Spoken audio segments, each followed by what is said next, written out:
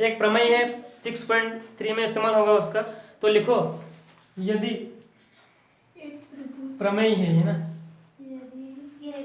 यदि एक त्रिभुज की एक भुजा बढ़ाई जाए, यदि एक त्रिभुज की एक भुजा बढ़ाई जाए, एक भुजा बढ़ाई जाए, एक भुजा बढ़ाई जाए, तो इस प्रकार बना बहिष्यकोण, तो इस प्रकार बना बहिष्यकोण, तो इस प्रकार बना बहिष्यकोण, इस प्रकार बना बहिष्यकोण किसके बराबर होगा? इस प्रकार बना बहिष्यकोण अभिमुख कोणों के योग के बराबर होता है। हाँ, दोनों अंतः अभिमुख कोणों, दोनों अंतः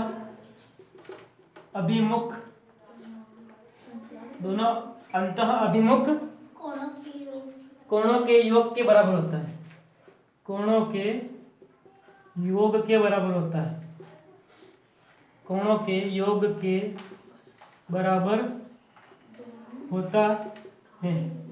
अब कैसे? जैसे मैं तुम्हारे सामने त्रिभुज बना रहा हूँ, यहाँ पे देना ध्यान से, समझ लो पहले। अब मैंने इसकी ये भुजा बढ़ा दी, कहा ना उसने क्या त्रिभुज की एक भुजा बढ़ाई जाए, तो मैंने ये भुजा बढ़ा दी इधर से, तो यहाँ पर जो बनेगा बाईं वाला कोण, मतलब इसको कहते हैं बहिष्यकोण। यहाँ पर मान लो ये कोण बना x है ना, इस हाँ ये बाह्य कोण कहते हैं इसे, जो बाहर बनता है उसे बहिष्यकोण भी कहते हैं, या बाहर वाला कोण बहिष्यकोण कहलाता है, वही बात है। अब मैंने कह दिया कि यहाँ पे ये 30 डिग्री है और ये ऊपर वाला भी कितना है? 30 डिग्री है, तो इस बाहर वाले का जो मान होगा वो इन दोनों की योग के बराबर होता है। लिखा तो ये क्या लिखा था? अंतः अभिमुख कोणों के योग के बराबर होता है, मतलब 30 तो 30 कितना हो जाएगा? 60। तो ये 60 डिग्री, मतलब बाहर वाला कोण कितना हो जाएगा? ये 60 डिग्री। ऐसा निकालेंगे जो भी किस पास वाले को छोड़ के, बस ऐसा नहीं कि ये दे रखा है भी जोड़ लो, ये नहीं, इन दोनों इसको छोड़ के इसके पास वाले को, जो दोनों दूर वाले सो दूर लिखा तो यहाँ पे अंतः अभिमुख कोणों के योग के बराबर होता है, मतलब इन दोनों के योग के बराबर होगा ये बाहर वाला कोण। समझ में आएगा यहाँ तक? अगर मान लीजिए यहाँ पर 70 होता है, यहाँ पर 30 होता है, तो कितना हो जाता है? 100 हो जाता है, बाहर वाला 100 डिग्री हो जाता है। ऐसे समझ में आ गया होगा?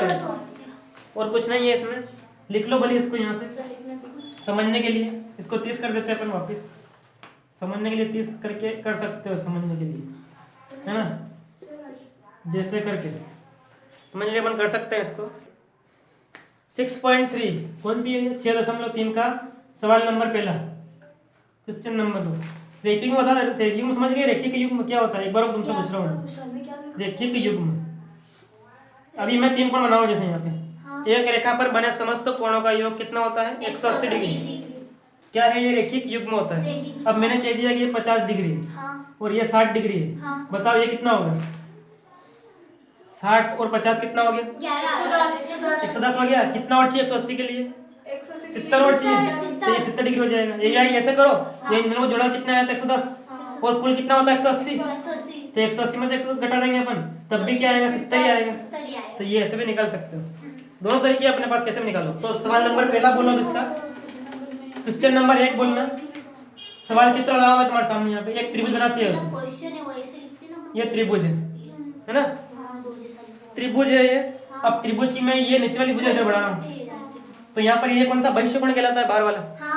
अब बहिष्यकोण कितना दिया उसने? 110 डिग्री दिया है, ठीक है। और ये भी ये बढ़ा रखी उसने भुजा थोड़ी सी, यहाँ पर कितना दिया है? 135 डिग्री दिया है, ठीक है। और यहाँ पर बिंदु क्या दे रखा उसने? ये यहाँ पे एस है और यहाँ पे तो पी है, ठीक है। और यहाँ पे क्या होगा? क्यू, और यहाँ पर क्या है? आर है, और यहाँ पर क्या है? टी, ठीक है। अब उन्होंने निकालना क्या उसमें दिया है, लिख दो पहले तो मैं यहाँ पे दिया है। क्या क्या दिया उसने, जरा बोलना। एंगल, ये चिन्ह है क्या है? कोण का एंगल। देखो ध्यान से दिया क्या क्या उसने, एंगल दिया उसने एक तो S P R, angle S P R बराबर एस का इसमें ये रहा एस पी आर, कितना दिया? 135 डिग्री दिया है, ये समझ में आ गया ना?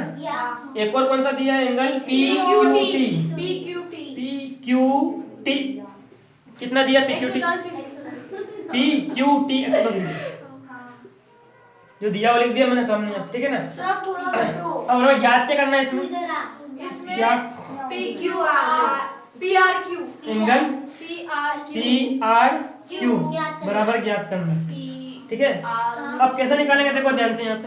ये बहिष्करण प्रमेय लगा हुआ मैं यहाँ पे, लेकिन मुझे ये वाला चाहिए नहीं, ये वाला चाहिए। ये अगर ये वाला मिल जाएगा ना तो इस वाले में से ये घटा के ऊपर वाला आ जाएगा। अपन जानते हैं कि इन दोनों का योग को जोड़े तो ये आ जाता है। अगर ये दे रखा है ऑलरेडी बाहर वाला, नहीं यहाँ का एक दे रखा है, तो इस वाले को इसमें से घटाकर ये भी निकाल सकते हैं। तो ये कितना भी यहाँ पे 135 डिग्री है, तो ये अंदर वाला कितना होगा, रेखीय युग्म से याद करो। रेखिक युग्म से, रेखिक युग्म से क्या होता है? रेखिक युग्म एक रेखा पर बने समस्त कोणों का योग 180 डिग्री होता है। तो अभी तुम्हारे पास ये रेखा मान लो इसको, और ये एक किरण है यहाँ पे, 45 डिग्री। एक इधर बन रहा है, एक इधर बन रहा है। कितने बन रहे हैं यहाँ पे? दो बन रहे हैं, तो दोनों का योग कितना होगा? 180। तो इस वाले का नाम क्या है? S P R, angle S P R plus ये अंदर वाले का नाम क्या है? Q P R, angle Q P R बराबर कितना होता है? 180। अब ये है अपने पास कितना है? 135 प्लस निकालना जो लिख लो क्यू पी आर बराबर 180 माइनस। अब ये प्लस की इधर आएंगे तो कहीं हो जाएंगे माइनस तो ये क्यू पी आर बराबर 180 डिग्री माइनस 135 डिग्री घटेगा कितना बचेगा? 45। क्यू पी आर माइनस करो तो कितना आएगा? 45 है ना। 7 में से 3 गया तो 4 45 आएगा। ठीक है, 45 आ गया, मतलब ये कितना हो गया? 45 डिग्री। अब देखो ये है अपने पास और ये है, तो ये निकालना अपने को, निकालना क्या है इसमें? पी आर क्यू मतलब ये निकालना अपने को कुल मिला के।